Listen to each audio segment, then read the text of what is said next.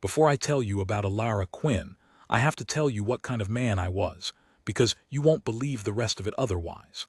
I was the kind of man who kept a ledger of grievances the way other men keep a Bible. I knew every slight done to me on that mountain going back 14 years, and I could recite them in order the way a preacher recites the begats. I trusted nobody. I had a dog named Whisper who was deaf in one ear and mean in both, and the two of us suited each other fine.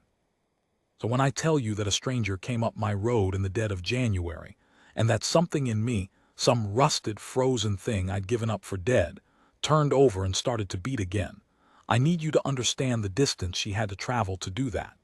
She didn't just walk up a mountain.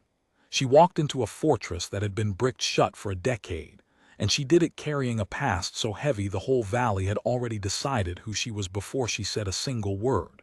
They judged her. Lord, did they judge her? But I'm getting ahead of myself, and a story told out of order is a lie with good intentions.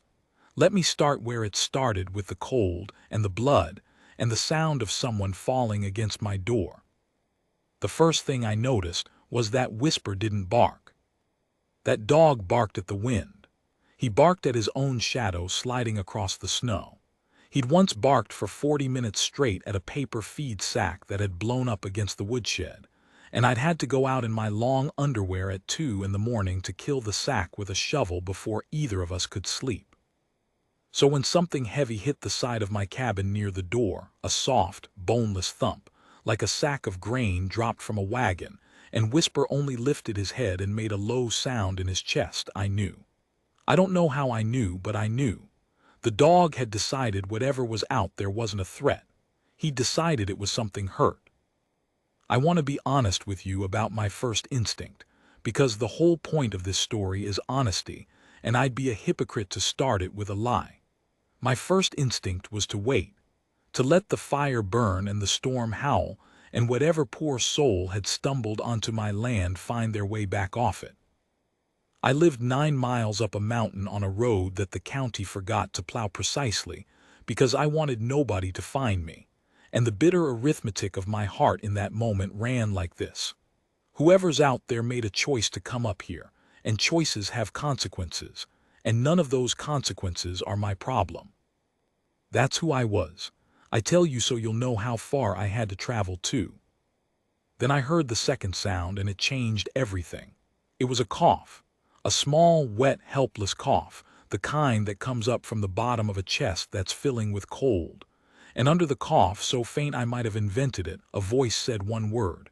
It didn't say help. It didn't say please. It said, and I will hear this until the day they put me in the ground, it said, sorry. Somebody was dying against the side of my house, and the only thing they could think to say was that they were sorry to be doing it there. I had the door open before I decided to open it. She was a heap of wet wool in the snow, half curled around herself like a question mark, and the storm had already started to bury her. The lantern light fell across a tangle of dark hair frozen into ropes, a thin coat that no sane person would wear above the tree line in January, and boots, city boots, smooth-soled, the kind made for sidewalks, soaked black to the ankle. One of her hands was bare, and the fingers had gone the gray-white of old candle wax. The other hand was clenched in a fist so tight I'd later have to pry it open finger by finger. She wasn't shivering anymore. If you know anything about cold, you know that's the part that should frighten you. Shivering is the body fighting. When the shivering stops, the body has started to make its peace. "Hey," I said, dropping to my knees beside her. My voice came out rough. I hadn't used it on another human being in 3 weeks. "Hey, you're not allowed to do this on my porch. You hear me? Bad manners." Her eyes came open. They were a startling, clear gray, and even 3/4 gone to the cold. They found my face and held it, and what I saw in them wasn't fear. I'd expected fear. What I saw was something closer to apology, that same word she'd whispered, written now in the only language she had left. She was sorry. She was dying in the snow, and she was sorry for the trouble. I got my arms under her, and she weighed nothing, nothing at all. A grown woman who weighed like a child. And that told me a story too. A story of someone who'd been running on empty for a long time before the mountain ever got hold of her. Whisper backed away from the door, and I carried her in and kicked it shut against the wind and laid her down on the rug in front of the stove. And then I stood there for one stupid frozen second, not knowing what came next. Because nothing in 14 years of solitude had prepared me for another person bleeding warmth onto my floor. Then the part of me that used to be a different man took over, the part from before, and my hands started doing things without asking my permission. Wet clothes off, and I'll say here that there was nothing in it but the cold arithmetic of survival, a body losing heat fastest through wet cloth, and I wrapped her in every blanket I owned, and the bare hide off my own bed besides. I built the fire up till the stove ticked and groaned. I heated water, but not too hot, because hot water on frozen skin is its own kind of cruelty. I chafed her hands and her feet. I talked the whole time, a steady stream of nonsense, because somewhere I'd read or been told that a person sliding under the cold should be given a voice to follow back up. "Stay," I kept saying. "Stay up here with me, it's warm up here. You came all this way, it'd be rude to leave now."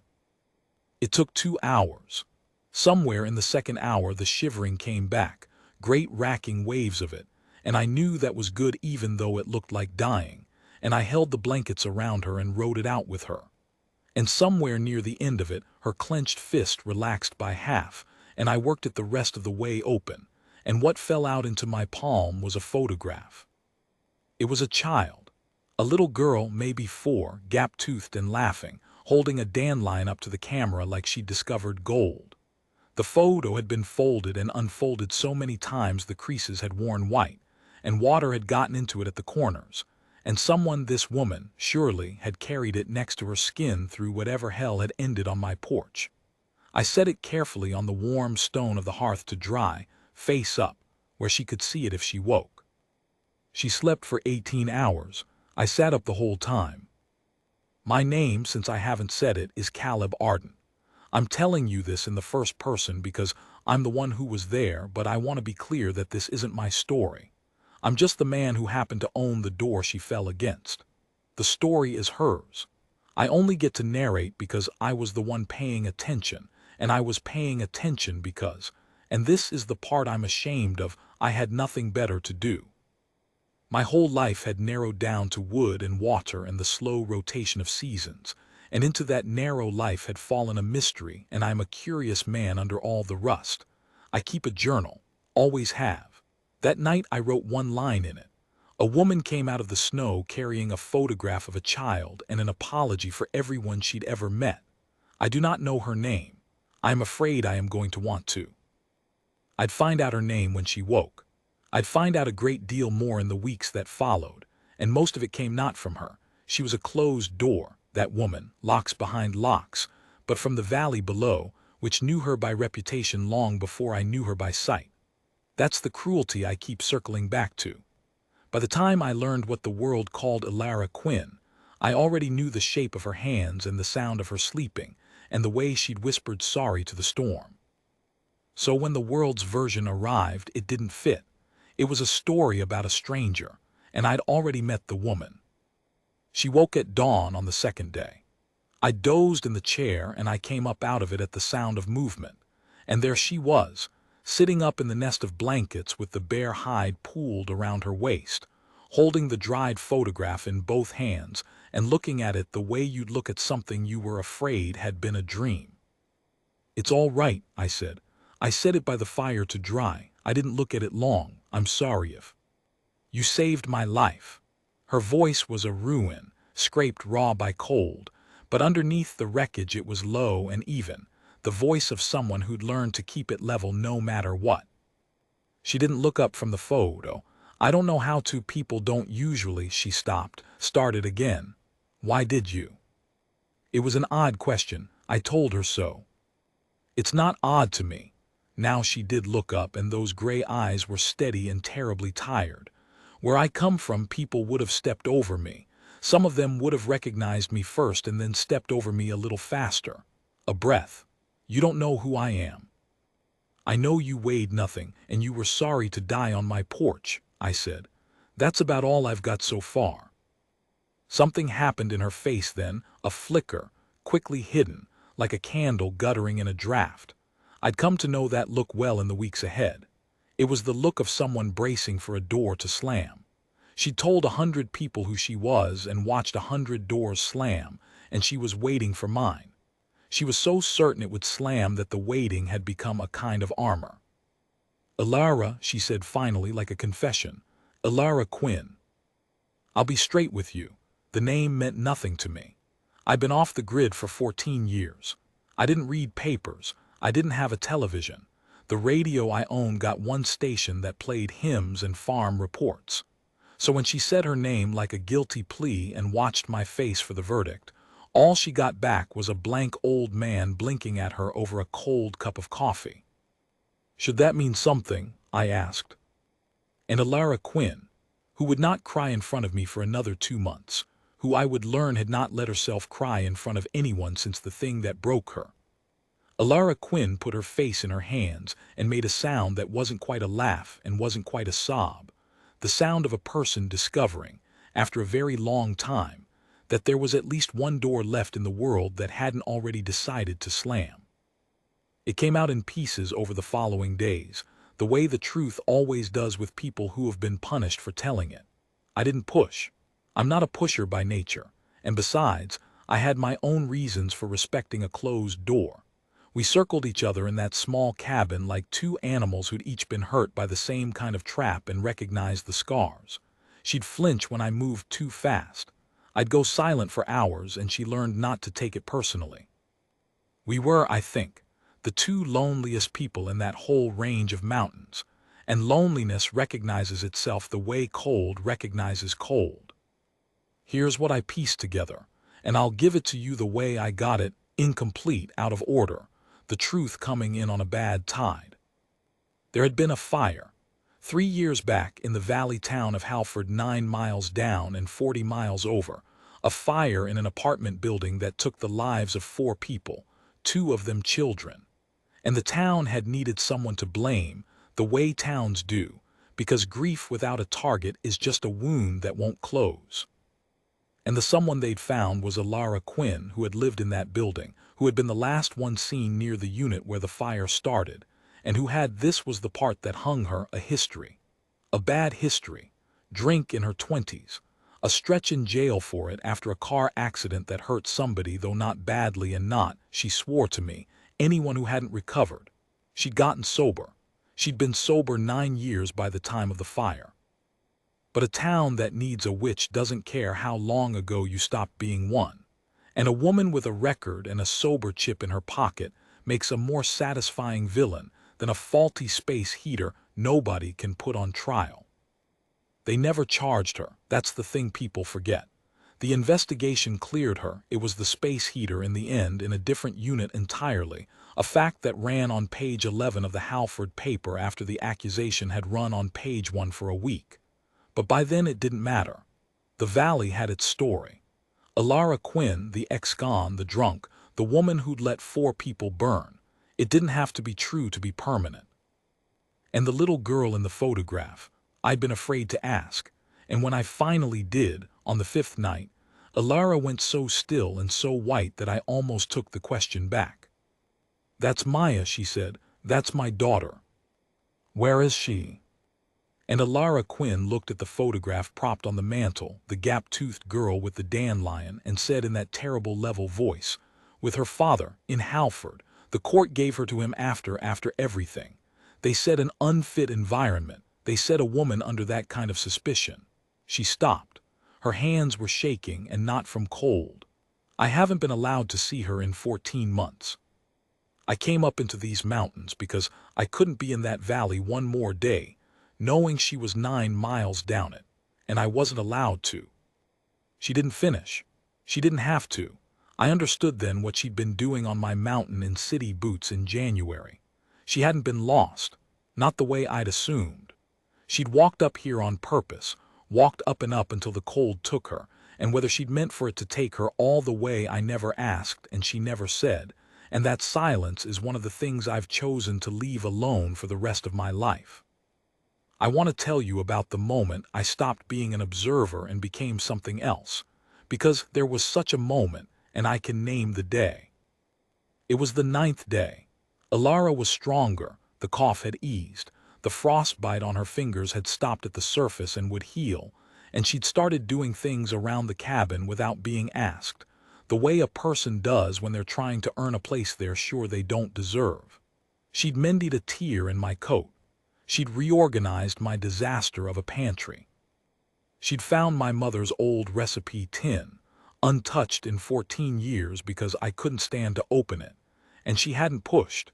She just set it on the table where I'd see it, and something about that small mercy undid a knot in me I'd carried so long I'd forgotten it was a knot. On the 9th day, a truck came up my road. Nobody comes up my road. I'd built my life on that fact. But here came a truck grinding up through the snow I'd never bothered to clear, and out of it climbed Roy Petrie, who ran the feed store down in the nearest excuse for a town, and who was the closest thing I had to a regular human contact, which is to say I saw him maybe 6 times a year, and we'd never once spoken of anything but grain prices. Roy had a face like a worried potato, and he was holding it in a way I didn't like as he came up the path. "Caleb," he said, "heard you might have took somebody in." Now how he'd heard, on a mountain where I was the only soul for 9 miles, I never did learn. These things travel on the wind in country like that, on the CB radios and the party lines and the long memory of small places. But he'd heard. And behind his worried potato face I could see the rest of it coming, the thing he'd driven up here to say, and I watched Alara through the window go absolutely still at the kitchen counter, the way a deer goes still, and I understood that she'd heard her whole life arrive in the sound of that truck. "That woman," Roy said, lowering his voice like the trees might carry it, "you know who that is. That's the Quinn woman from the Halford fire. Caleb, I came up here as a friend. That woman is bad news. There's folks down in the valley still won't say her name. You don't want her under your roof. You don't know what she's." "Roy," I said. I said it quiet. I've found quiet works better than loud when you mean a thing all the way down. Roy stopped. "You ever known me to take in a stranger? In 14 years. You ever known me to take in anything but a half-froze dog with a bad attitude?" I let that sit. "I found her dying in my snow. She weighed nothing and she said sorry to the storm. I don't know what she did or didn't do in Halford, and I'll tell you the truth, Roy. I don't much care, because the whole valley already cared enough for everybody, and look what good it did.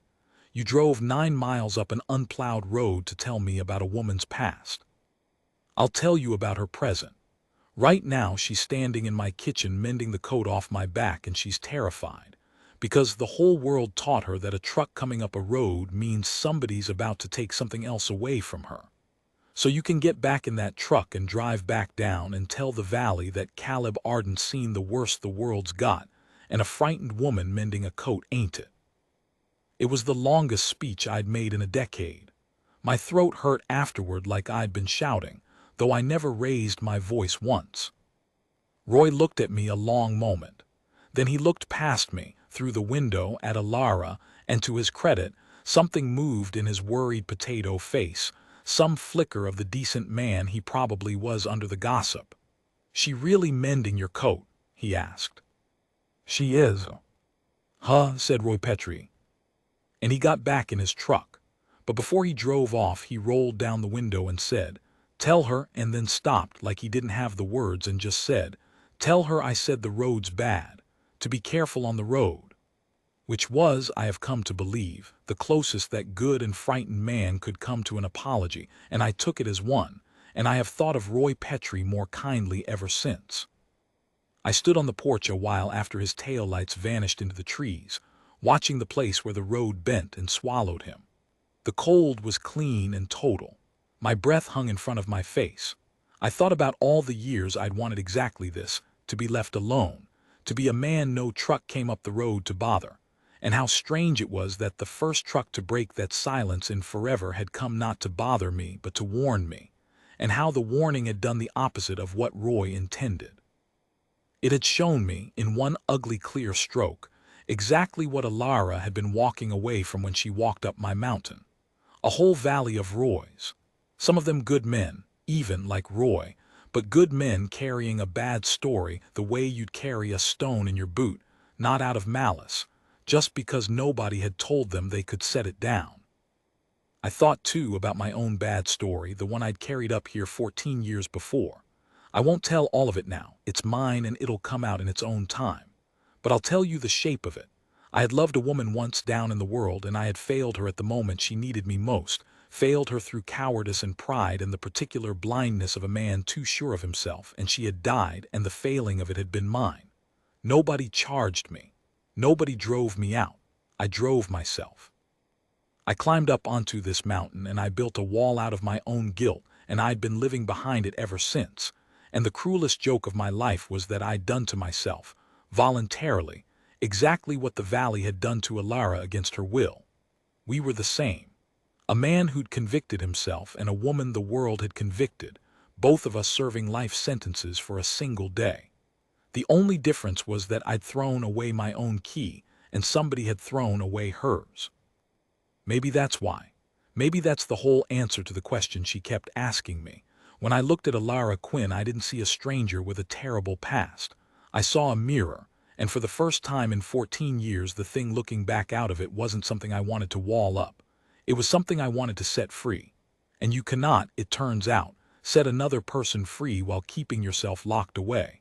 The lock only opens both doors at once or neither. That was the lesson the snow brought me. It cost a woman nearly her life to deliver it, and I have never stopped being ashamed that it took that much. That night, the ninth night, the night of Roy's truck, something shifted in the cabin that I don't have a clean word for. We made supper together for the first time. Not by arrangement. It just happened, the way water finds a channel. She'd found my mother's recipe tin, and she opened it, finally, with my permission this time. And inside were cards in a hand I hadn't seen in 14 years. My mother's looping careful script. And Alara read one out loud, a recipe for a venison stew with juniper in it, and asked if we had the makings, and we mostly did. And so we made my dead mother's stew in my dead silence of a kitchen, and the smell of it filled the cabin, juniper and wood smoke and meat. And I had to step out onto the porch in the cold for a minute because the smell undid me. It smelled like being a boy. It smelled like before everything. I came back in with my eyes wet from the cold. I told her just the cold, and she had the decency to pretend to believe me. And we ate my mother's stew at the table I'd eaten alone at for 14 years, and it was the best meal of my adult life, and I couldn't have told you a single thing about the taste, only the company. She told me a little about Maya that night. Small things, the gap in her teeth was from a fall off a porch step, not a lost baby tooth, and she'd cried more about the blood than the pain. She called every dog she ever saw Buddy, regardless of its name. She was afraid of the moon because somebody at her preschool had told her it followed you, and Alara had spent a whole autumn convincing her the moon was a friend doing the following, a guardian and not a stalker, until the child made peace with it.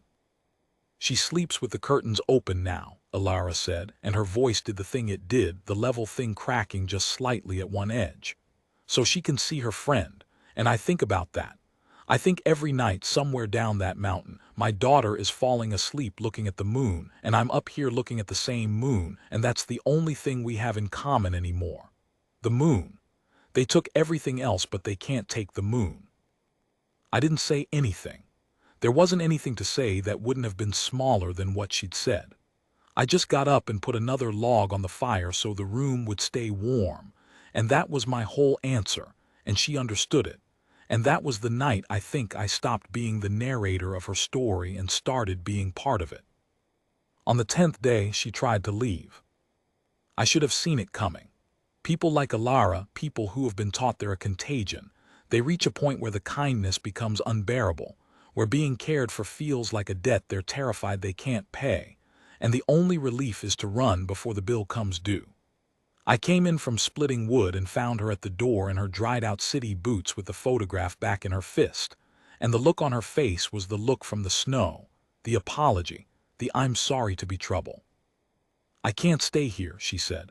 You don't understand what I bring with me, That truck today, that's what follows me, Caleb. That's everywhere I go. I'll bring it down on you. You've got a quiet life up here, and I'll ruin it the way I ruin." She stopped, squared herself. "I ruin things. It's the one thing the valley got right. Everywhere I go, it gets worse. So I'm going to go before it gets worse here. And I want to tell you I said something wise. I didn't. What I did was worse and better than wise. I set down the armload of wood and I walked over and I took the photograph out of her hand. Gently, gently, the way you take a thorn from a paw, and I held it up between us, the gap-toothed girl with the dandelion.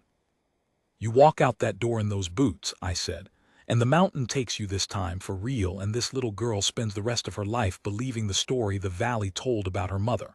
That's what's down that road today. Not freedom, just the same snow that nearly killed you and a daughter who never gets to know the truth." I put the photo back in her hand and closed her fingers over it. "Or you stay, and you get strong, and we figure out how a woman gets her daughter back. I don't know how. I've been hiding from the world so long I barely remember how it works, but I know it's not done from inside a snowbank. Stay, Alara. Be trouble. I've got nothing up here worth protecting that's better than you not freezing to death." She stayed. She took off the boots. And I want to be honest and say it wasn't a clean victory.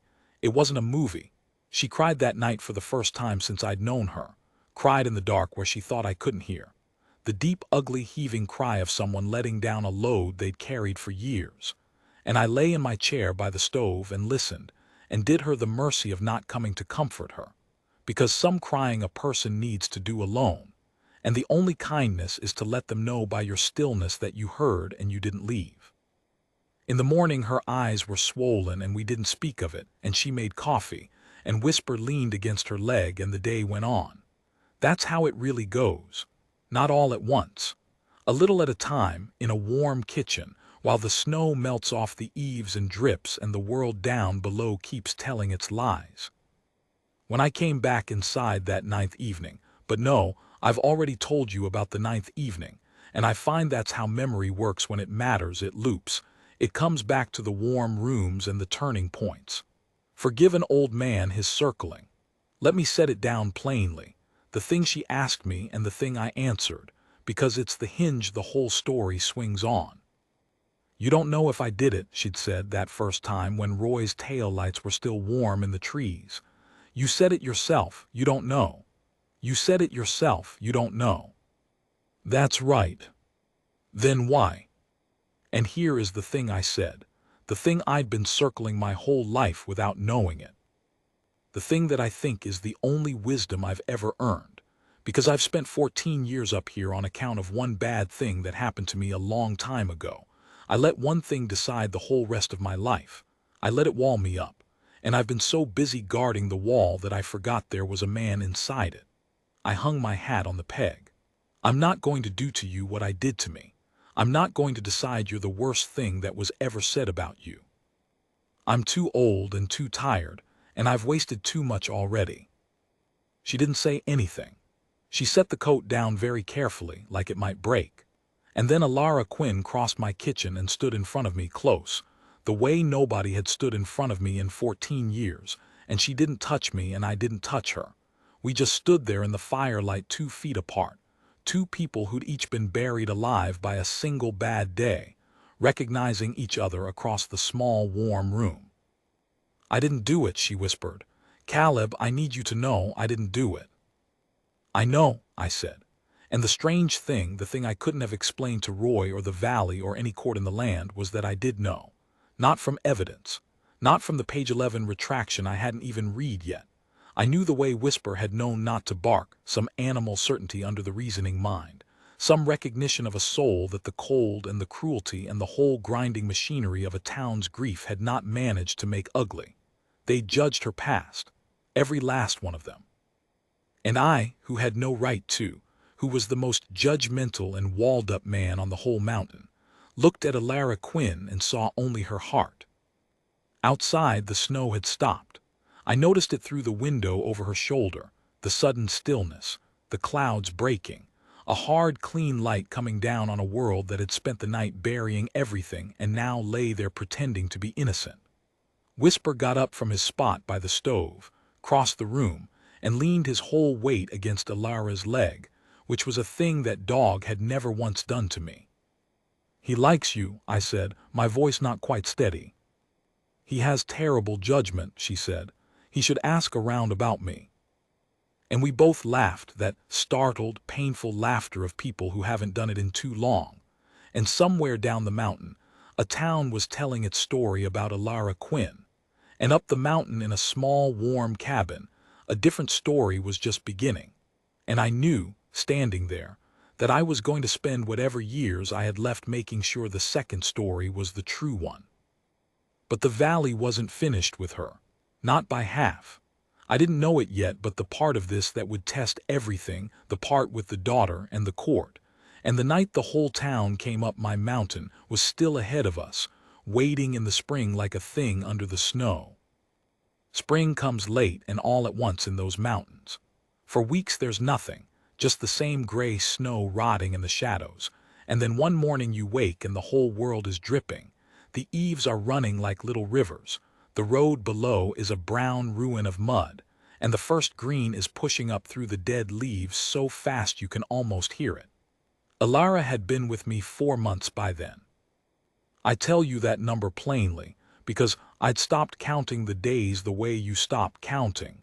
Once a thing has become your life instead of an event in it. She was a different woman than the one I'd carried in off the porch. She'd put on weight. She had color. The frostbite on her fingers had healed to nothing but a faint silvering at the very tips that you'd only notice if you held her hands, which I had started by then to do. I'll be plain about that too. Somewhere in those 4 months, in the small, warm gravity of a one-room cabin, 2 walled-up people had worn a door in the wall between them. It happened the way the spring came, for a long time nothing, and then all at once, and then it had always been so. I'm 71 years old as I tell you this, and I'll not be coy. I loved her. I had not expected to love anyone again in this life, had in fact built an entire mountain fortress on the assumption that I never would, and the love arrived anyway, uninvited, the way she had, and like her I let it in because it would have died on the porch otherwise. But love is not a solution. That's the lie the world sells, and I'd half bought it myself, lying there nights thinking we could just stay up here, the 2 of us and the dog, and let the valley keep its story and grow old in the warm. We could have. It would have been a good enough life. And it would have been a coward's life, and I'd already given 14 years to cowardice, and worse, far worse. There was a little girl down the mountain sleeping with her curtains open so she could see the moon. It was Alara who said it first, on a dripping morning in what I think was April, both of us on the porch with coffee watching the road below run brown. "I have to try to get her back," she said. "I've been telling myself I'm getting strong first, but I'm strong now, Caleb. I've been strong for a month. I'm not staying up here to get strong anymore. I'm staying up here because I'm scared, and scared isn't a reason, it's just a feeling wearing a reason's coat." She wrapped both hands around her mug. "I have to go back down. I have to walk into that valley, and I have to try, even though trying means standing in front of all of them again. Even though trying might lose. I'd rather lose trying than win by hiding. Maya can't have a mother who hides." And I, God help me, was afraid. Not of the valley, of losing her to it. Because I knew, the way you know a coming storm in your knees, that the valley might take her from me. That a court might. That the whole grinding machinery down there might chew her up again, and this time there'd be no porch for her to crawl back to, because she'd be back inside the world and I'd be back up here alone, and the 4 months would become the thing I carried up my mountain for the next 14 years. I wanted to say don't. I wanted to say stay, we're happy, isn't this enough? I had the words right behind my teeth. I didn't say them, I said, then we go down together. And her head came up so fast, and the look on her face, nobody had said we to that woman in years. Nobody had made her fight a we. "You don't have to," she started, and I said, "I know I don't. That's what makes it worth doing. Whisper, get in the truck." And the dog, who understood the word truck the way he understood the word no, slunk under the porch and had to be hauled out.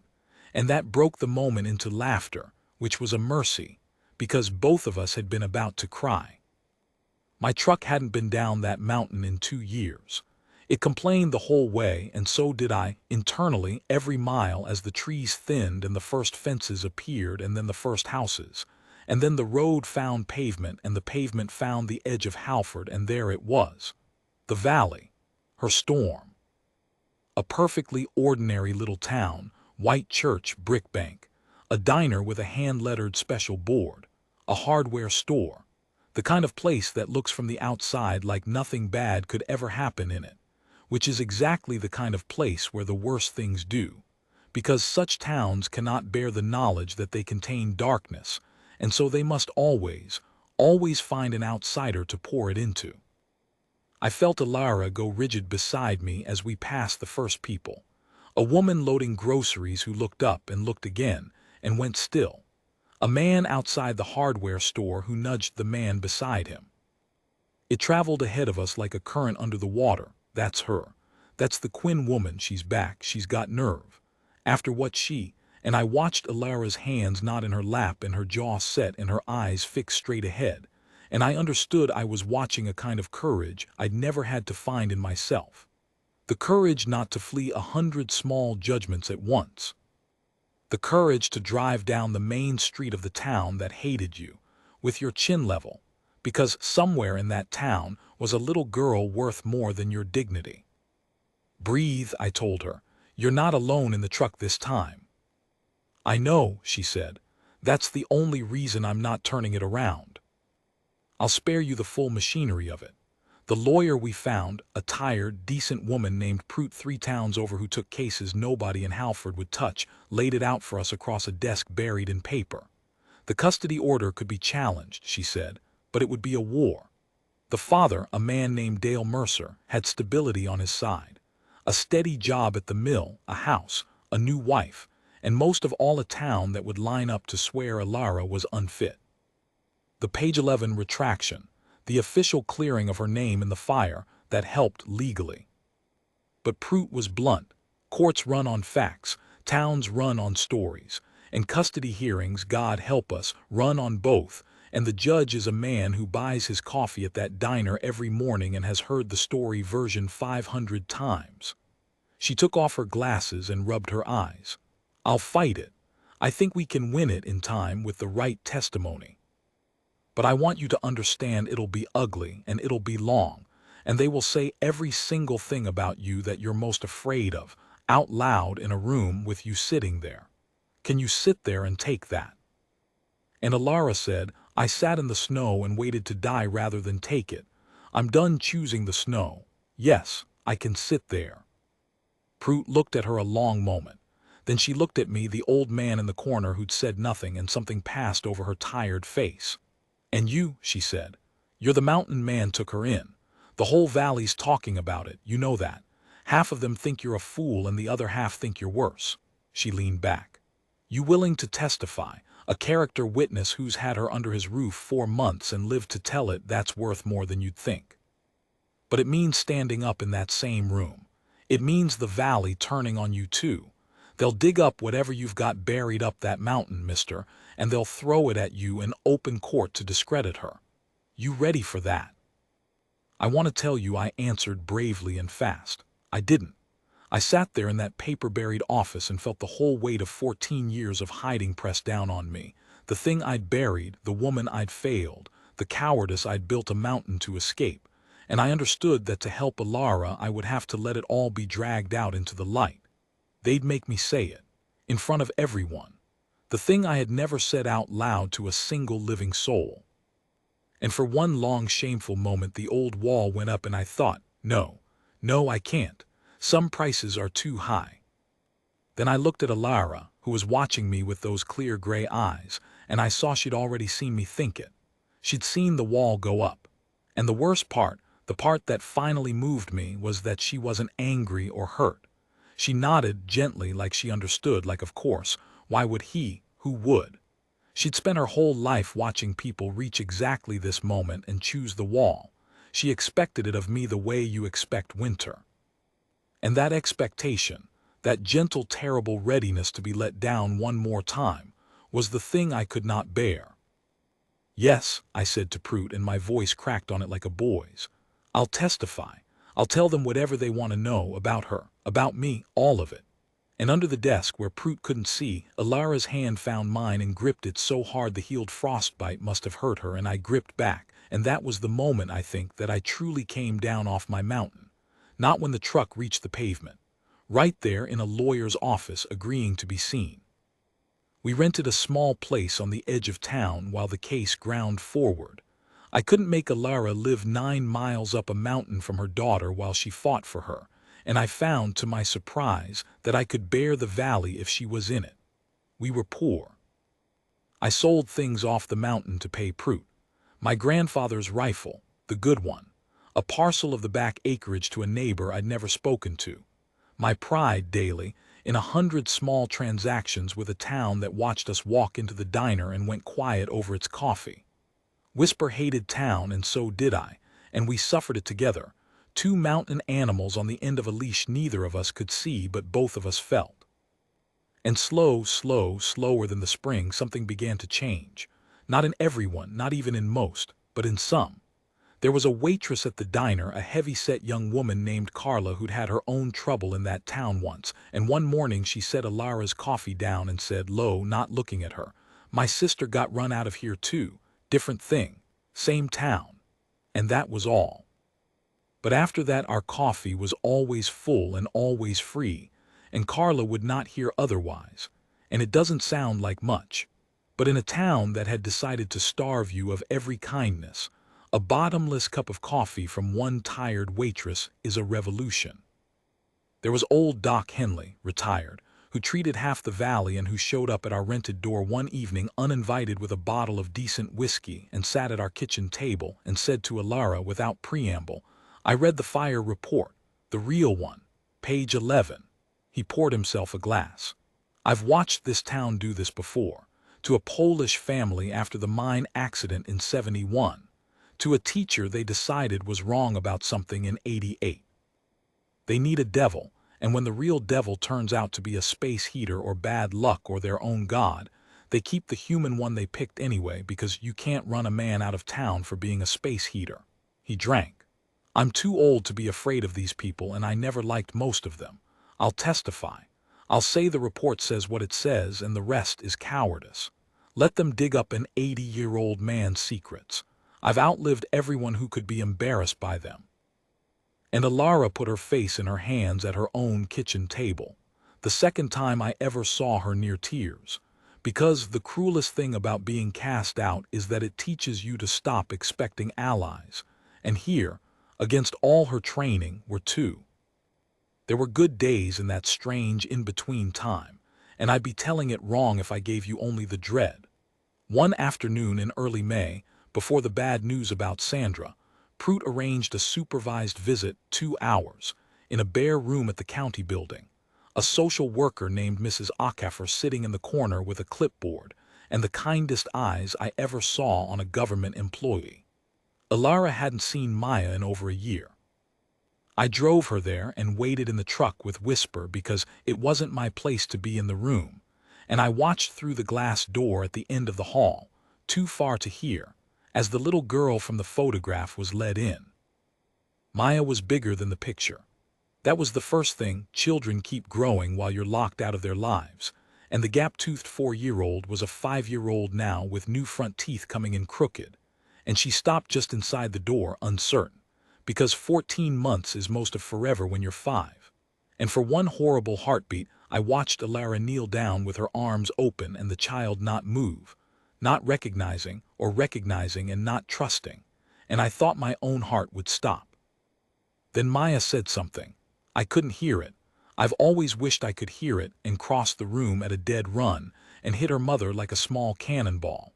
And Alara folded around her, and even through glass and distance and 2 closed doors I could see her shoulders shaking. And Mrs. Acaffer in the corner looked down at her clipboard and very deliberately wrote nothing for a while, giving them that, and I loved her for it. On the drive back, Alara didn't speak for a long time. Then she said, she asked where I'd been. I practiced what to say 100 times, and then she asked, and I couldn't lie to her, Caleb. I couldn't tell her I'd been sick or away on a trip, so I told her the truth, that some grown-ups made a mistake about me and I had to wait until it got fixed, and that I never stopped thinking about her, not for one single day. She looked out the window at the valley going past, and she said okay. Just okay, like she'd been waiting for a reason and that was a good enough reason. Children are so much braver than we give them, they just want the truth and a reason to hope and they'll do the rest themselves. She pressed her hand flat against the glass. I have to win, Caleb. I held her again. I can't go back to not holding her. I'll die. I mean it plainly. I'll die. I didn't doubt her. That's what made the bad days that followed so dangerous. She wasn't speaking in metaphors. Word of the Allies spread the way word of the accusation had, on the same wind, through the same party lines and diner booths. And a curious thing happened. The thing I've come to believe is the only real hope for any of us. Cruelty is loud, but it's lonely. And the moment a few people refuse it, others discover they'd been refusing it quietly all along and just hadn't known there was a side to stand on. Carla's free coffee became a thing the town's younger people did on purpose, defiantly, a small rebellion you could join for the price of a tip. A schoolteacher named Mr. Vance, who'd had Maya in his pre-K class, sent word through Doc Henley that the child spoke of her mother constantly, drew pictures of her, was not, whatever the town believed, a child who'd been damaged by the woman, but a child grieving her absence, and that he'd say so to any judge who'd listen. One by one, like the first green pushing through the dead leaves, the decent ones came up out of the silence the town had buried them under. Not all of them. I won't tell you a fairy tale. The mill foreman cut me dead in the hardware store. Somebody put a dead bird in our mailbox, which is the kind of thing small evil does when it's losing and knows it. Mercer's new wife wrote a letter to the county paper, and the paper printed it, and it was full of the old poison dressed in the language of concern for the child, and it hurt Ilara in a place none of us could reach. The valley was at war with itself over a woman it had agreed to hate, and the agreement was cracking, and cracking things make a lot of noise and throw off a lot of sharp pieces, and we caught most of them with our bodies that spring. It came in May. A bad day in the case. Mercer's lawyer had filed something, some motion full of the old poison, the drinking, the jail, the fire, all of it notarized and stamped and made to look like fresh truth instead of old lies. And worse, they'd subpoenaed a witness, a woman from Ilara's drinking years, from before sobriety, who would testify to the worst version of who Ilara had ever been. The version from 15 years gone. The version that had genuinely existed once, which is what made it so deadly. You can fight a lie clean, but a true thing about your worst self, dragged into the present and waved like a flag, there's no clean fight against that. Prout called us with the news, and I watched the light go out of Ilara's face as she listened, and when she hung up she was the woman from the snow again. The apology, the I ruined things, the certainty of the door slamming. They're going to use Sandra, she said. She was there for the worst of it, the accident.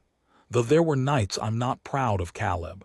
Things I did drunk that I've spent 10 years trying to make right and can't, because you can't, some things you just have to carry. And they're going to put Sandra on the stand and have her tell every one of them. And the judge is going to look at that woman, that drunk 15 years ago, and he's going to give my daughter to her father forever, because why wouldn't he? That woman shouldn't have a child. That woman is exactly what they always said. She was shaking. They were right. That's the thing nobody understands. They were right about who I was. I was that. The fire's a lie, but the rest of it isn't. And how do you fight people who are telling the truth about the worst day of your life? And then she did the thing I'd been afraid of since the porch. She stood up, very calm, the calm that comes after the storm of feeling has blown out, the dangerous calm, and she said, I should let her have him. Mercer, he's stable. He's good to her in his way. She's better off without the Quinn woman dragging her down. Everyone's better off. I should stop fighting and let them all be right and go back up the mountain and she reached for her coat, the same gesture, the 10th day gesture, the one that ended in the snow, and I knew with a cold certainty that this time if she walked out that door, she would not be walking up my mountain to safety. This time she'd be walking back toward the snow on purpose, all the way, because the hope had been the thing she couldn't survive. Hope is what you can't bear to lose, and she'd rather throw it away herself than have the court take it. I'm going to tell you exactly what I did, because it was the realest thing I ever did, and it wasn't wise or planned. It was just true. I didn't stop her from reaching the coat. I let her put it on, and then I went and got the photograph. She'd framed it by then, the gap-toothed girl with the dandelion. It sat on the windowsill of the rented house, and I put it in her hands the way I had on the 10th day, and I said, "Look at her. Not the case. Not Sandra. Not the judge or the town or the worst thing you ever did drunk 15 years ago. Her. Look at Maya." And Alara looked. I made her look, and I said quieter, "You're not fighting to prove you were never that woman. You'll lose if that's the fight, because you're right, you were her for a while, a long time ago. That's not the fight. The fight is this: that little girl deserves to know that her mother became someone else. That a person can be the worst thing they ever were and climb up out of it and become a woman who walks up a mountain in January rather than let her daughter believe a lie. That's the testimony. Not I was never bad. I was bad and I fought my way back, and I am still fighting, and I will fight my whole life, and that climbing is the thing I want to teach my daughter, because someday she'll fall too, everyone does, and I want her to know it's survivable because she watched her mother survive it." My voice was shaking now too. "Don't you dare go back up that mountain and prove the lie true. Don't you dare teach Maya that the climb doesn't work, that they get you in the end, that you might as well stay down. You climb. You let Sandra say every true terrible thing, and then you stand up and you climb in front of all of them. That's how you win her, not by being clean, by being proof." She didn't take the coat off right away. We stood there a long time, her in the coat with the photograph, me with my hands empty, the rented kitchen ticking around us. Whisper came and leaned on her leg. Outside, a car went by, somebody from the town, slowing to look at the Quinn house the way they all did. And then Alara Quinn took off the coat. She hung it on the peg. She set the photograph back on the windowsill, facing in, toward the room, toward us. And she said in a voice scraped raw but level all the way down, "Okay, I'll be proof." And those 3 words cost her more than the mountain ever had, and I knew it. And I have spent every day since being grateful I was in the room to hear them. Because if I hadn't been, if I'd stayed on my mountain, if I'd never opened the door, if I'd let her die sorry on my porch, there'd have been no one to put the photograph in her hands, and the snow would have won. The snow nearly always wins. It only loses when somebody refuses to let go of somebody else's hand. The hearing was set for June. We had a month to get ready, and we spent it the way you'd spend a month before a war you weren't sure you'd survive, fiercely and tenderly, and with a kind of desperate, ordinary joy crammed into the small hours. Doc Henley coached Alara on staying calm under cross-examination. Prout drilled her testimony. Carla fed us. And I sat alone some nights and wrote. In the journal I'd kept 14 years, trying to get my own testimony right. The thing I'd have to stand up and say. The buried thing. And every time my pen got near it, the old wall went up and I had to set the journal down and walk out into the strange flat valley dark, so different from my mountain dark, and breathe. Because here's what I hadn't told Alara, what I hadn't told anyone, what I was going to have to tell a courtroom full of strangers in order to save her. The woman I'd failed 14 years ago, the one whose death drove me up the mountain, she died the way Alara nearly did. Not in snow, but cast out, judged, alone by a town very like this one for a thing she hadn't done, and I had believed the town. That was my secret. That was the thing I'd buried. I had loved her, and I had still, in the crucial hour, believed the worst story over her own word, because the town was so sure and she was just one person. And by the time I learned the truth, she was gone, and I had spent 14 years not grieving her so much as grieving the man who doubted her, the coward in the mirror. And now here was Alara, the same story running again, like the valley was God's own machine for grinding women into devils. And this time I was being given the thing you almost never get in this life, the chance to stand where I'd stood before, in front of the certain town, beside the doubted woman, and choose differently. To believe her, out loud, in the room, To be at the end of my life the man I'd failed to be at the middle of it. I closed the journal. I'd say it, every word, let them dig. I'll tell you one more thing about that month before the hearing, because it's the piece of it I hold closest. The night before we drove to the courthouse, Alara couldn't sleep and neither could I, and we sat out on the back step of the rented house under a sky that had none of my mountain stars in it. The valley throws too much light up to see them properly. And we talked low, the way you talk in the dark before a thing that might end you. She asked me about the woman I'd failed. I'd never told her the whole of it. I told her then. I told her the name, which I hadn't said aloud in 14 years. And saying it didn't break me the way I'd feared. It was more like setting down a stone I'd carried so long the carrying had become a muscle. I told her how the town had decided my woman was guilty of a thing, and how I, in the worst hour, had let their certainty be louder than her voice, and how she'd gone to her grave knowing the one man who should have believed her hadn't. I climbed up the mountain so I'd never have to be in a town again, I said. So I'd never have to watch them do it to anyone, because I knew if I watched I'd have to choose, and I was so afraid I'd choose wrong again that I just left the world rather than risk it. The valley hummed around us. And then you fell against my door, and I understood that hiding from the choice was its own way of choosing wrong. Every day I stayed up there was a day I'd chosen the town's silence over some woman's voice. You can't escape the choice by leaving.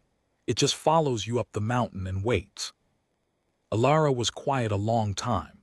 Then she said, "What was she like, your woman?" And I told her, and it was the first time the telling was more joy than grief, and somewhere in it I realized that the dead don't ask us to stop living. That's a thing the living invent to punish themselves. They ask us, if they ask anything, to do better with the next chance than we did with them. I was getting a next chance. Most men who fail the way I failed never do. She'd have liked you, I told Alara. She had no patience for towns either. She'd have stood up in that courtroom tomorrow and dared the whole valley to come at her. And Alara took my hand in the dark and said, "Then I'll do it for both of us." And that's the sentence I carried into the courthouse the next morning. And it's the sentence I'd carve on the bench out front of this cabin if I were a man who carved things, which I'm not, but I think it anyway, every time I sit there. The thaw was over. The ground had given way. And underneath it, where the snow had been, something was growing that I didn't yet have the courage to name, but I would have to name it soon, in a courtroom in front of the whole valley, in 11 days. The courtroom was full. That was the first blow, and it landed before a word was spoken. The whole valley had come not for justice, most of them, but for the show, the way they'd have come to a hanging in an older, more honest age, and they filled the benches and lined the back wall.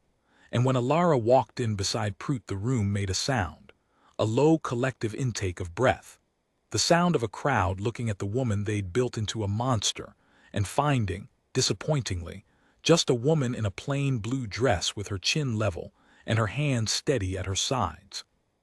I sat in the second row with Doc Henley on one side and Carla on the other.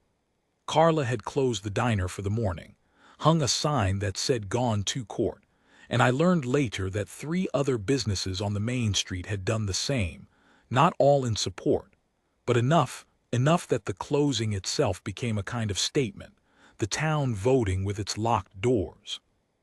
Mercer was there. I'd never seen him before. I'd built him in my mind into a villain, and he wasn't one. That was the hard thing. He was an ordinary tired man who'd been told by everyone he respected that he was protecting his daughter from a dangerous woman, and who believed it because why wouldn't he? The whole valley believed it. That's the cruelty of these things. It doesn't require villains. It just requires ordinary people, each one passing along a story they didn't check, until the weight of all of them lands on one woman's life. Mercer wasn't evil. He was just the last link in a chain of small, unchecked cruelties, and he held the end of it without knowing it was a chain at all. The judge was a man named Holloway, gray and unreadable, who did indeed buy his coffee at Carla's diner every morning, and who I watched glance just once at the Gone to Court sign's owner sitting in the second row, and file something away behind his gray face. Before any of the witnesses, Mercer's lawyer made his opening, and I want to tell you about it because it taught me something about how cruelty dresses itself for court. He never once said Alara was evil. He was far too clever for that. He spoke in the language of concern, of caution, of the child's best interests, and every soft, reasonable sentence was a knife, a pattern of instability, a documented history. The court must ask whether the risk is worth taking with a 5-year-old safety. He made decency sound like recklessness and cruelty sound like care, and I watched the benches nod along, soothed, because that's the terrible genius of it. People will do monstrous things gladly if you let them feel responsible while they do it. By the time he sat down, he'd made Alara's whole climb out of her past sound like a thin disguise over a permanent danger. And I understood we were not just fighting a man but a way of telling a story, and that the way of telling it was older and stronger than any of us. Then Prout rose for our side, and she was no orator, Prout. She was tired and rumpled, and her voice didn't carry the way the sleek man's did. But she said one thing in her opening that I've kept. "The county will tell you about who Alara Quinn was," she said. "We're going to show you who she is. And I'd ask the court to remember that every saint this valley's ever honored had a who they was, and we forgave them theirs because they were dead and couldn't embarrass us by still being alive and trying. Alara Quinn has committed the one unforgivable sin in a town like this. She survived her past and stayed where people could see her do it. That's all. That's the whole case against her. She refused to disappear." And she sat down, and the room was quiet, and I saw Holloway write something, and I let myself hope, just a little, which I knew even then was a dangerous thing to do. They put Sandra on first. Mercer's lawyer was a sleek man from the county seat, and he walked her through it gently, professionally, drawing out the worst of Alara's drinking years one ugly stone at a time, and it was every bit as bad as Alara had feared. The accident, the nights. The version of Alara Quinn that had genuinely existed 15 years ago, laid out in detail for the whole valley to feast on, and I watched the benches nod. I watched them think there, you see. We were right all along. And I watched Alara sit through it without flinching, her chin level, taking it, being proof that a person can sit and hear the worst of themselves recited and not break, which is its own kind of testimony, though the lawyer didn't know he was giving her the chance to deliver it. But here's the thing the sleek lawyer didn't account for. When Prout rose to cross-examine, she didn't fight Sandra on the facts. She did something I'll remember the rest of my life. She asked Sandra one question. "Ms. Reyes," she said, "how long have you been sober?" And Sandra, who'd come to bury her old drinking friend, who'd been coached and prepared and aimed like a weapon, Sandra went still. Because Sandra was sober too. That was the thing nobody had said. The two of them had gotten sober together, 15 years ago, climbed out of the same hole hand in hand, and the lawyer had found Sandra precisely because she knew the worst of Alara, never thinking to ask why she knew it. 11 years, Sandra said quietly. "And how did you get sober?" A long pause. "With Alara. We went to the meetings together. She held my hand through the first year. I'd have died without her, probably." Sandra stopped and looked at Alara for the first time, really looked, across the whole machinery of the courtroom that had been built to make them enemies, and her face crumpled. "They told me I had to come. They said it was about the child's safety. I came to tell the truth about who we were." I didn't understand they were going to use it to. She turned to the judge. "Your Honor, everything I said is true. We were that. Both of us. But it was 15 years ago and she pulled me out of it. She pulled half a dozen of us out of it. And if you take that woman's daughter because of who she was before she saved my life, then nothing means anything. Then there's no point in any of us ever trying to be better, because they'll hang the old you around your neck forever." The room was dead silent. The sleek lawyer was on his feet objecting, and Holloway waved him down without looking at him, his gray eyes fixed on Sandra, and I understood that the case had just turned not on a fact, but on a truth. The difference being that facts can be arranged, and truth, when it finally speaks, rearranges everything around it. Then they called me. I'd like to tell you I was calm. I walked to that stand on legs that didn't feel like mine, and I sat. And I looked out at the valley that had come to watch, and for one moment the old terror rose up, the old wall, 14 years of hiding pressing down, and I thought of the woman I'd failed, the name I'd said in the dark, and I thought, this is the room. This is the room I climbed a mountain to never sit in. And here I am anyway. The choice followed me up and waited, just like I told her, and now it's here, and there's no mountain high enough to climb above it. Prude asked me the easy things first. How long Alara had lived under my roof, what I'd observed of her character. I answered plain. And then Prude asked the question we'd planned, the door we'd agreed to open. Mr. Ardent, why does your testimony matter? You're a recluse. You've lived alone 14 years. Why should this court weigh the word of a man who's hidden from the world? And I told them. I told the whole valley the thing I'd buried. I told them about the other woman in the other town years ago, and how she'd been judged for a thing she didn't do, and how I, the man who loved her, had let the town's certainty be louder than her voice in the 1 hour it mattered, and how she died with that knowledge, and how I'd climbed a mountain to escape not the world but myself, the coward who doubted her. I said it all out loud in a paneled room to 400 strangers, the thing I'd never said to one. My voice broke twice. I let it. I'd spent 14 years keeping it from breaking, and all that keeping had bought me was a mountain of silence, and I was done buying silence. So when you ask why my word matters, I said, and I found I was looking right at Mercer when I said it, not unkindly, it matters because I am the man who got it wrong.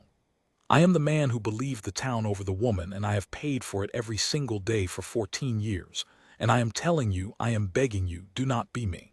I know exactly what this room is doing because I stood in a room like it once and stayed silent, and a woman died judged. You have a chance I never got. The chance to find out the truth before it's too late instead of after. The fire was a space heater. It's on page 11. The drinking was 15 years ago, and she climbed out of it and pulled others out behind her. And that little girl, my voice went then all the way, and I didn't fight it. That little girl deserves to grow up knowing that her mother is the bravest person in this valley, because every one of you decided to hate her, and she walked back down the mountain anyway for her, and stood in this room and let you say the worst of her to her face for her. I never knew a braver thing. I climbed a mountain to get away from people. She climbed down one to fight for her child. You tell me which of us this court should listen to. I don't remember stepping down. Carla told me later that the room was crying, not all of it, but enough of the valley weeping in its own courthouse over the woman it had come to watch hang, and that Holloway had taken off his glasses and pressed his fingers to his eyes, and that even Mercer, ordinary tired Mercer at the end of his chain, had bent his head and put his face in his hands, because some part of him had perhaps always known, and known what it would cost to keep not knowing. There was a moment in the afternoon I almost can't write about, and I've gone back and forth on whether to put it down at all, because it's the most private thing and it isn't mine. But it's the hinge of the whole day, and to leave it out would be a kind of lie, so I'll set it down as gently as I can. They had, at Mercer's lawyer's insistence, a brief interview with Maya, not in open court, thank God. No one was that cruel, but in the judge's chambers, with Holloway and a child psychologist and Mrs. Acaffer present. And the question on the table was the simplest and most terrible one. What did the child want? We weren't in the room. We sat outside it, Alara's hand crushing mine, while somewhere behind a closed door a 5-year-old was asked to weigh in on the breaking or mending of her own heart. It took 20 minutes. It took a geological age. And when the door opened, Mrs. Acaffer came out first, and she was the one with the kind eyes, and she came straight to Alara and crouched down in front of her and said, "Lo, just for us. She drew you a picture. While they talked, they asked her about home, and she drew you. The judge has it now." And she pressed something into Alara's hand, a copy. She'd thought to make a copy, a child's drawing in fat crayon. A stick woman with wild dark hair and a stick girl holding hands under a big yellow circle, and above them, labeled in a 5-year-old's careful backwards letters, one word: moon. Alara didn't make a sound. She just folded over the drawing the way she'd folded over the child in the visiting room, and I held her, and the valley's courthouse went on grinding around us. And in the judge's chambers, a gray, cautious man sat looking at a crayon drawing of a mother and daughter under the moon they'd agreed, long ago, to call a friend instead of a stalker. And whatever Holloway had been before he saw that drawing, he was something else after. I've believed ever since that the case was won in crayon. That all the lawyers and witnesses and my own broken testimony were just the frame, and the picture itself, the thing that actually moved the world, was drawn by a 5-year-old who'd been asked what home was and answered with her mother and the moon. They put Alara on the stand near the end. After everything, after Sandra, after me, after the drawing, she finally got to speak for herself, and I'd been dreading it because I knew what it would cost her, and I knew the sleek lawyer would be waiting with the old poison. And he was. He went at her hard, harder than he'd gone at anyone, because she was the case and he knew it, and he made her say it all again. The drinking, the accident, the jail, 15 years of the worst of herself, and she said it. She didn't flinch and she didn't excuse it. Yes, she kept saying. Yes, I did that. Yes, that was me. Yes. Owning every stone he threw, catching each one and setting it down in front of her instead of letting it knock her over, until the pile of them sat there in the open and stopped looking like ammunition and started looking like what it was, a life someone had climbed up out of. And then he made his mistake. Sleek men always do when they're winning or think they are. He leaned in and he said, "Ms. Quinn, given everything you've just admitted, the drinking, the criminal record, the documented instability, can you give this court one good reason it should believe you're fit to raise a child?" And Alara was quiet for a moment. And then she looked not at him but at the benches, at the whole valley that had come to watch her hang, and she said, "No, just that." The room went still. "No, I can't give you a reason to believe I'm fit if fit means never having fallen. By that measure I'll never be fit, and neither will any of you. You've just been luckier about what got written down. But I can tell you the only thing I know about raising a child, which is the thing I learned by falling. A child doesn't need a parent who never failed. A child needs a parent who can show her how to get back up, because she's going to need to know how. Everyone does, and you can't teach climbing if you've never climbed. I am the most qualified person in this room to teach my daughter how to survive being judged, because I've survived it. I'm surviving it right now in front of all of you, and she's going to watch her mother walk out of here today with her head up whatever you decide, and that, her voice held level all the way down, that is the reason. I'm not fit because I'm clean. I'm fit because I'm proof." She'd said it, the word I'd given her in the rented kitchen, the word she'd taken off her coat to accept. Proof.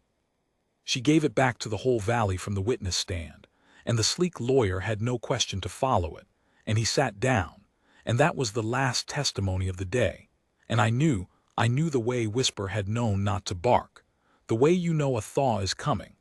That whatever the gray judge ruled, the valley had just watched a woman it built into a monster turn out to be the bravest soul among them, and that some of them, enough of them, would never be able to unsee it. I won't draw out the rest of the legal machinery. It doesn't deserve the suspense, and Alara doesn't deserve to have her life turned into a cliffhanger after everything. Holloway did not rule that day. He took it under advisement, which lawyers tell you means nothing and means everything. We waited 11 more days. I will not describe those 11 days except to say they were longer than the 4 months on the mountain, longer than the 14 years, longer than any days I have lived before or since. And that Alara and I spent them not talking about it mostly, just being near each other, the way you stay close to someone when you both know the next breath might change everything. Something happened on the 7th of those days that I have to tell you, because it surprised me more than anything in the whole affair. There was a knock at the rented house in the evening, and I opened it expecting another dead bird or worse, and it was Mercer. Dale Mercer, standing on the step with his hat in his hands like a man at a funeral, and behind him in his truck I could see the shape of his new wife, not getting out, watching. I didn't know what to say, so I said nothing, and he stood there a long moment working up to it, and finally he said, "Is she here? Alara, I'd like to," and he stopped and started over. "I've been thinking, since the courtroom, about the chain you talked about, the one of ordinary people passing along a thing nobody checked.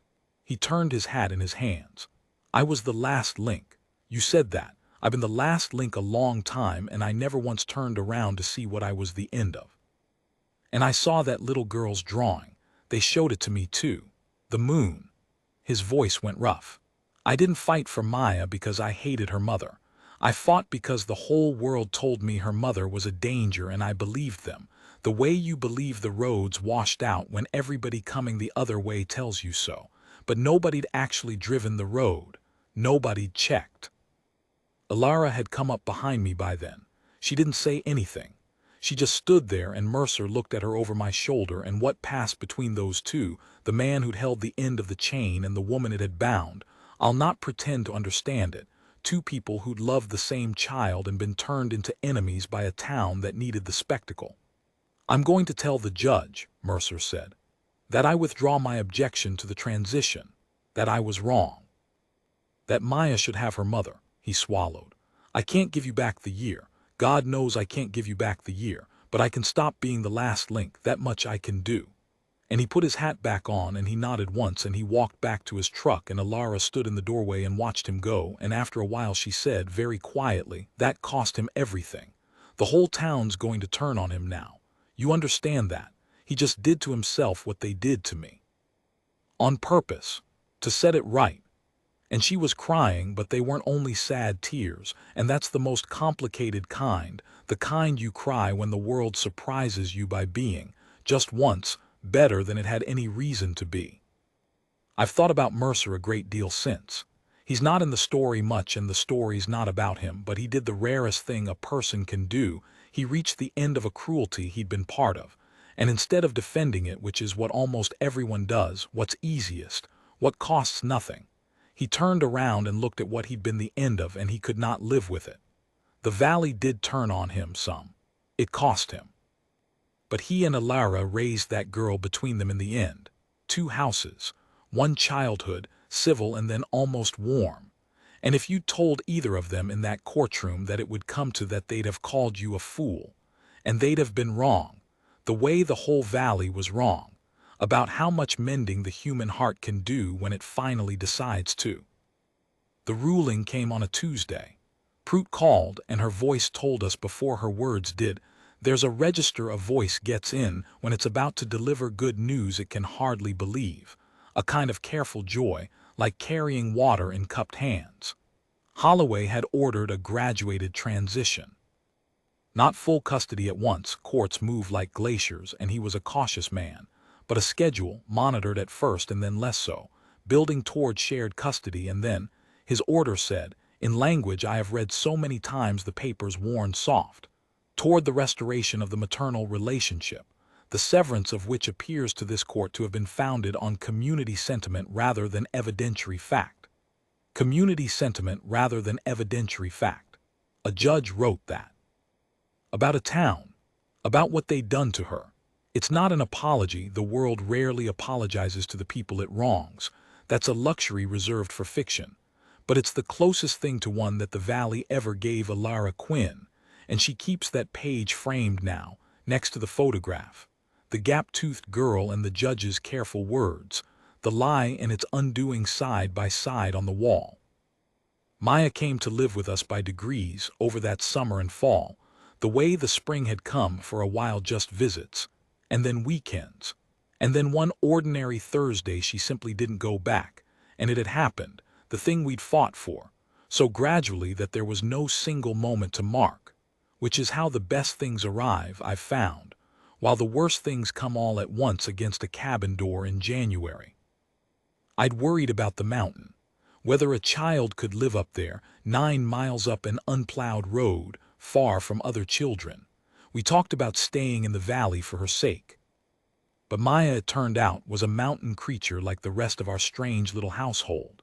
She took to it the way Whisper had taken to her, instantly and completely, and that deaf-eared mean old dog became, in his last years, a 5-year-old's devoted shadow, sleeping across her doorway, following her down to the creek, suffering her to dress him in a scarf. And when he died, he was old, it was time, it was peaceful, in front of the stove where Alara had first warmed. Maya cried for a week and then asked if we could get a puppy and name it Buddy. because she named every dog Buddy and we did. And Buddy is asleep at my feet as I write this. And that's the way of it, the leaning and the loss and the leaning again, the long warm chain of it. There's a thing I have to tell you, to be honest, because I promised you honesty at the start and I won't cheat you at the end. It didn't fix everything. The valley didn't transform into a kind place. Some of those people went to their graves believing the old story, and some of them still cross the street when they see Alara in town, and the dead bird in the mailbox had brothers over the years, smaller cruelties from people who needed their devil and resented being shown she was a woman. You don't undo a town.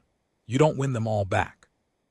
Alara carries it still. There are nights even now, years on, when something reminds her, a look from a stranger, a word, and she goes quiet and level in the old way. And I know the snow is in the room with us again, and all I can do is what I did the first night. Build up the fire and stay, and let her know by my stillness that I heard and I didn't leave. That's not a cure. There is no cure for what they did to her. There's only the staying. And there's a thing about me, too, that didn't get fixed. I'm still not easy in the world. I still prefer the mountain to the valley, the few to the many, the silence to the noise. I testified once and it nearly killed me, and I've no wish to do it again. The hermit in me didn't die that day in the courtroom. He just learned that the wall he'd built had a door in it, and that the door was worth the cold that came through when it opened. I am a happier man than I was. I am not a different one. Growth, I've learned, isn't becoming someone new. It's just becoming willing to open the door you spent your whole life bricking shut, and then opening it again the next day and the next, because it doesn't stay open on its own. Nothing does. Love is just the daily decision to keep prying the door back open against the cold that always, always wants it shut. Alara and I married in the fall of the second year. It was a small thing, up at the cabin, Doc Henley and Carla and Prout, and a few of the valley's decent ones who'd come up out of the silence, and Maya scattered dandelions instead of flowers because dandelions were what she loved and nobody had the heart to tell her they were weeds. And anyway, they aren't. That's a thing the valley decided about a flower the same way it decided things about people, and I've grown fond of dandelions for the principle of it. They judged the dandelion a weed. They judged Alara a monster. They were wrong about both, and the wrongness was the same wrongness, the lazy cruelty of deciding what a thing is by where it grows and never once looking at the flower. I'm old now, older than I've any right to be, given the years I wasted. Maya's grown, she's away at school, studying to be the kind of lawyer Prout was, the kind who takes the cases nobody else will touch. And if you want to know what a person's childhood was, you need only look at what they choose to spend their life on. And my girl chose to spend hers standing up for the judged. She calls every Sunday. She still calls the dog Buddy. She still sleeps, her mother tells me, with the curtains open so she can see the moon. And Alara is in the next room as I set this down, and the lamp is on, and I can hear her humming something tuneless the way she does when she's content. A sound I'd have given the whole mountain to hear that first frozen night when she lay silent in the snow, and the having of it now, the ordinary daily miracle of a woman humming in the next room, is worth more than I know how to say. They judged her past. The whole valley judged it, and some of them never stopped. But a lonely man on a mountain opened a door one January night and saw, past all of it, past the record and the rumor and the fire she didn't set, only her heart. And her heart, it turned out, was the truest thing in that whole range of mountains, truer than the snow, truer than the town, true enough to thaw a man who'd been frozen 14 years and didn't even know it. That's the story. That's the whole of it, or as much of it as one old man can set down by lamplight while the woman he loves hums in the next room and a dog named Buddy dreams at his feet. She's calling me now, says the coffee's on. Says I've been at this writing long enough that some things you don't need to explain, you just need to live. She's right, she usually is. I'll leave the rest of it for you two.